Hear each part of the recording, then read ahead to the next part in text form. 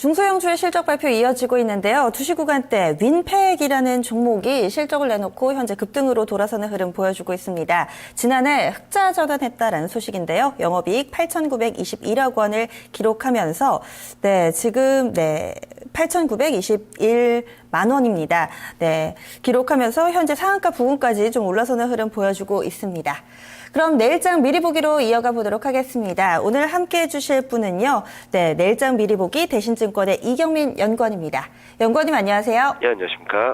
현재 양지수 강하게 상승 흐름 나타내면서 그동안 많은 증권사 연구원님들이 제시해 주셨던 1960선 그리고 600선 부근까지 올라섰습니다. 내일장 국내 증시 어떤 변수가 있을까요? 네, 무엇보다도 실적 발표 일정을 체크할 필요가 있겠는데요. 오늘, 내일 걸쳐가지고 금융주, 중공업주, 화학, 정유주 실적 발표가 예정돼 있다는 점에 있어서 아마 단기 분수령이 되지 않을까라는 생각을 하고 있습니다.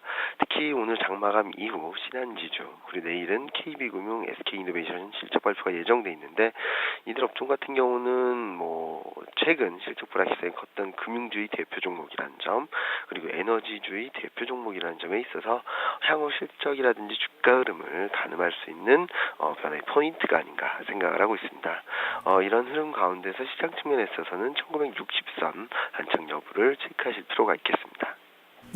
그러면 여전히 또 실적의 포커스를 꾸준히 맞춰보자라는 관점이신 것 같은데요. 해외에서는 또 여러 가지 경제지표 나오더라고요. 어떤 부분들 눈여겨볼까요? 네, 무엇보다 중요한 것은 오늘 밤 ADP, 그러니까 미국의 ADP 취업자 변동수입니다. 금요일 고용지표 발표를 앞두고 있는 상황인데요. 이 금요일 고용지표를 어느 정도 가늠할 수 있는 먼저 좀 가늠할 수 있는 지표라는 측면에서 그 중요성이 높다고 볼 수 있겠고요. 전월 24만 명에서 이번 달은 22만 명으로 좀 줄어들긴 하지만 꾸준히 20만 명을 넘어서고 있다는 점, 붙들고 있다는 점에 포인트를 둔다면은 시장에는 좀 더 보호적인 환경으로 나타나지 않을까 전망을 하고 있습니다. 그리고 국제 유가가 가장 핵심이 되겠죠. 최근 연속적인 급등세를 보이면서 어느새 50달러를 넘어섰습니다. 이런 부분들에 있어서 단기적으로는 좀 등락이 있을 수 있지만 50달러 선에서 지지 여부, 안착 여부를 좀 체크하실 필요가 있겠고요. 이로 인해 그 국제유가의 추가 반등 가능성도 점차 볼 수 있습니다. 그리고 이런 모든 것에 변화를 줄 수 있는 변수는 달러와의 향배에 주목할 필요가 있겠습니다. 달러 약세가 지속될 경우에는 신흥국 그리고 코스피 상대적 강세가 지속될 수 있다는 점에 있어서 매일 달러와의 향배, 달러의 흐름에 좀 포인트를 두고 해외 증시를 바라보시고 코스피를 좀 가늠할 수 있는 그런 시간이 필요하지 않나 생각을 하고 있습니다. 그리고 해외 변수 가운데 그리스 이슈도 점차 해결되는 것 같은데요. 현재까지 좀 나온 내용하고요. 우리 증시에 영향을 미칠 만한 부분은 좀 없을까요?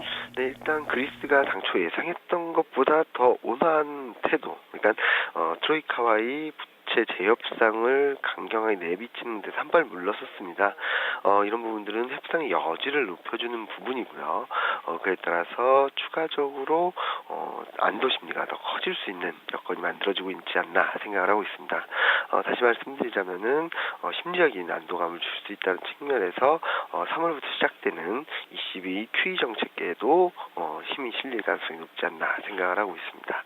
이런 부분들은 코스피 시장에는 물론 신흥국으로 위헌전환 선호도가 확산되면서 외국인 매수가 유입될 수 있는 여건으로 전환될 전망입니다. 오늘 국내 증시 다른 아시아 국가 대비로 좀 탄력이 좋은 흐름 보여주고 있는데요. 내일장에서도 상승 흐름 이어갈 수 있을까요? 네, 오늘 시장 흐름 보면은 장초반 1970선을 넘어서기도 했지만 1960선에서 등락을 반복하고 있습니다. 실적에 따른 변동성이 크기 때문인데요. 특히 외국인과 기관의 매매 패턴을 보면은 아직까지 강한 매수를 보이지는 않고 있습니다. 특히 오늘 주목할 부분은 그동안 코스피를 반등을 주도했고 그리고 오늘 국제유가의 가장 큰 수혜를 받을 것으로 예상되었던 조선, 에너지, 화학, 건설업종이 좀 반등 탄력이 둔화되는 모습을 보이고 있다는 점입니다. 일부 에너지, 화학, 조선업종 같은 경우는 마이너스 전환하는 모습을 보이기도 한데요. 유가가 이렇게 급반등하고 있음에도 불구하고 유가 피해주들이 받는 게 제한적이라는 점은 단기 가격 부담, 단기 과열 부담, 수급 부담을 털어내는 시간이 필요하지 않나라는 생각을 하고 있습니다. 물론 중장기적인 흐름에 있어서는 등락은 있겠지만 우상향 흐름을 이어갈 수 있다는 측면에서 단기 변동성이 커진다면은 떨어지는 칼날보다는 변동성이 안정화된 다음 매수 대응을 하실 필요가 있겠고요. 실적 개선세가 아직까지 유효한 IT, 운송, 내구재 의류가 꾸준히 주목받지 않을까 전망을 합니다. 그리고 코스닥과 중소형주 같은 경우는 슬림화 전략이 필요하다고 계속적으로 말씀드렸는데요. 다음 주부터 본격적인 중소형주 실적 시즌이 돌입한다는 점도 그동안 기대감, 테마에 묶여서 좀 많이 올랐던 종목들 중심으로는 일정 부분 차익 실현을 하시고 실적 가시성이 높고 실적 모멘텀이 유효한 종목들 중심으로 가져가시는 것이 필요하지 않나 생각을 하고 있습니다. 네, 말씀 고맙습니다. 네, 감사합니다. 네, 국내에서는 실적에 포커스 맞춰봤습니다. 그리고 오늘 밤 미국에서 발표되는 ADP 민간 고용 이 해외 변수로 꼽혔습니다. 그리고 또 최근에 상당히 좀 가파르게 올랐기 때문에 이 당분간은 변동성이 확대될 수 있다고 보는데요. 이것이 하락 추세로 돌아섰다라기보다는 조금 속도 조절 관점에서 판단을 해야 한다라는 증권가 시각까지 알아봤습니다.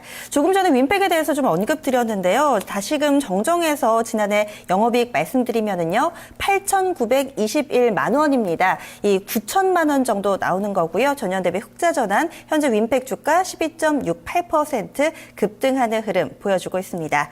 현재 시장 상황 동시호가 구간 들어가는데요. 양시장 모두 다 양호하게 플러스권 내에서의 흐름 보여주고 있습니다. 코스피 지수 예상 체결 지수 간략하게 보시면은요, 0.45% 상승이고요. 코스닥은 0.75% 상승으로 조금 더 탄력이 좋습니다. 자세한 내용은 2부로 이어가 보도록 하겠습니다.